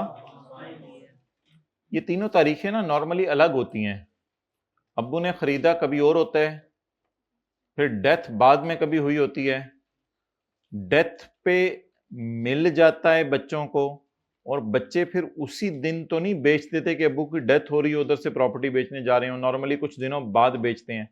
तो ये 3 तारीखें अलग होती हैं। वालिद ने खरीदा, वालिद चले गए, बच्चों को ट्रांसफर हो गया, फिर बच्चों ने बाद में कभी बेचा। तो इसमें मैंने आपको कहा था कि वालिद ने खरीदा 4 मिलियन का, जब बच्चे को मिला तो 5 मिलियन का है, और जब बच्चे ने बेचा तो 10 मिलियन का है।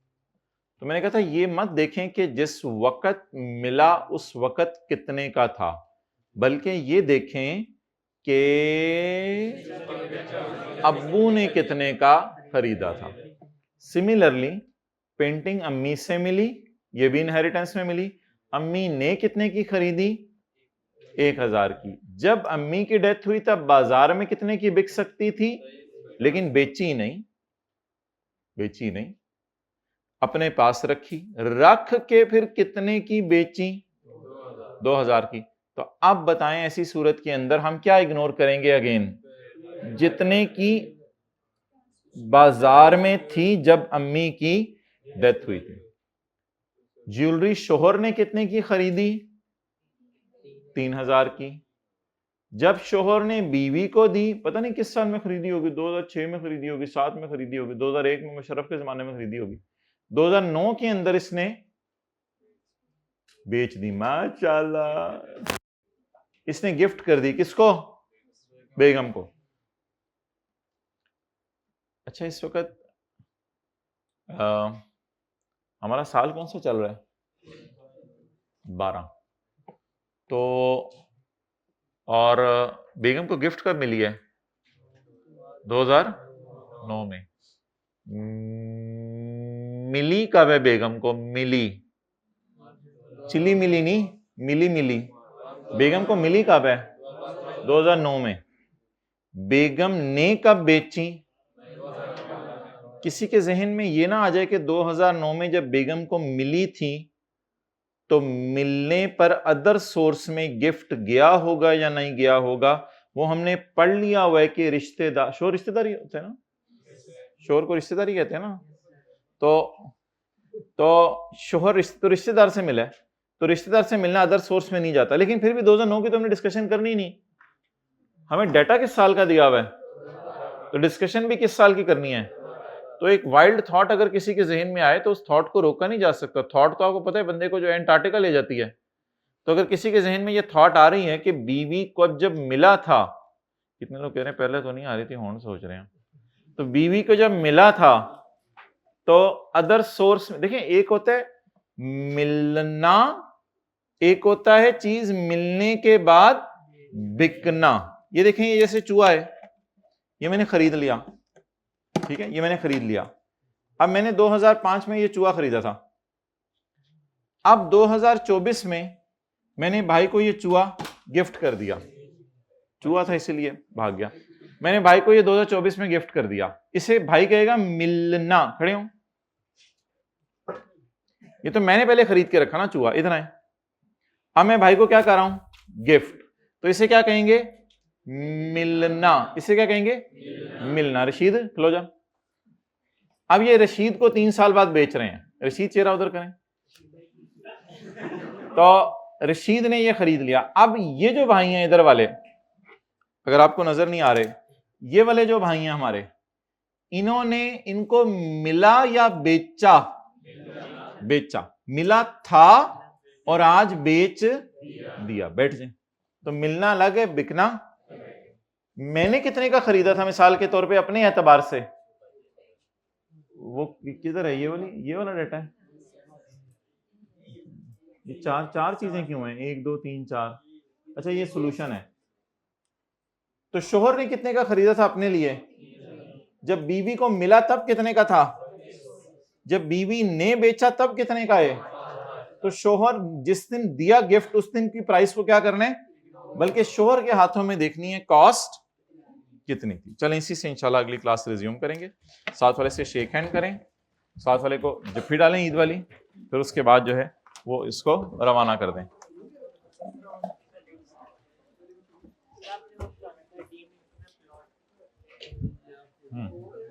टेस्ट में